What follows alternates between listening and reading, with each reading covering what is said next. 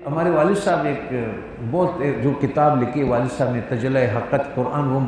Communism بہت اس زمانے میں زیادہ تھا، جو کمیونسٹ لوگ ہیں جو اللہ کو نہیں مانتے تھے۔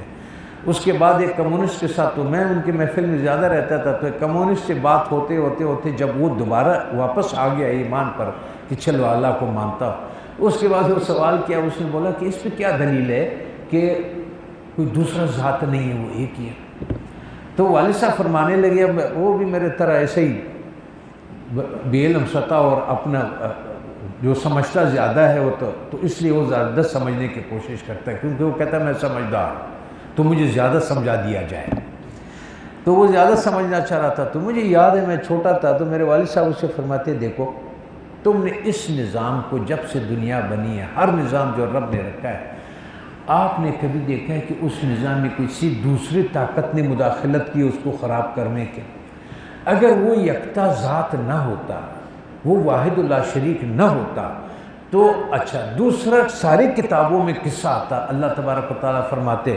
کہ ایسا ایک ذات تھا میرے مقابلے کے لیے کھڑا ہو گیا، پھر میں نے اس کے لیے ایسا کر دیا، اس نے میرے اوپر ایسا کر دیا اور ایسا کر دیا۔ تو یہ نظام پر نہ چلتا ہے۔ ایک کہتا ہے میں گرم کرتا ہوں درجے کو، جیسا ہم نے اسی لگایا ہوا، ایک آدمی کو سردی لگ رہی ہے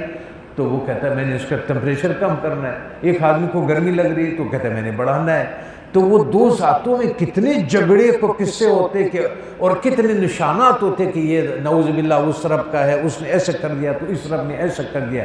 وہ جو چاہا اس نے ابھی تک ایسے چلایا کہ اس نظام میں کوئی خلل نہیں ہے۔ وہ اس لیے نہیں ہے کہ اس کے مقابلے میں کوئی طاقت نہیں ہے اور کوئی چیز خود پیدا نہیں ہے، بغیر اس کے کہ انسان نے خدائے دعویٰ کیا ہو، ہاں اس میں ہوا بھر گیا ہو تو اس نے اس کو کہہ رہا ہے، اس کو بتایا کہ جیسے آپ میں ہوا بھر گئی ہے کمیونسٹی کے، کہ اب آپ کا دل کبھی کہتا ہے اس کو مانو، کبھی کہتا ہے کہ نہ مانو۔ اب آپ کا نہ مانا جو ہے وہ اتنا بڑا دعویٰ ہے آپ کے اندر کہ آپ اتنے بڑے حقیقت کو اپنی اس جہالت سے نفی کرنا چاہتے ہو جو اس کے مقابلے میں کچھ بھی نہیں ہے۔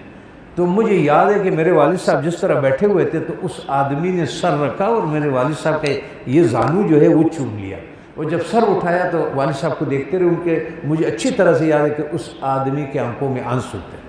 مطلب اس کو حقیقت ایک دم اس کے اوپر کھل گیا کہ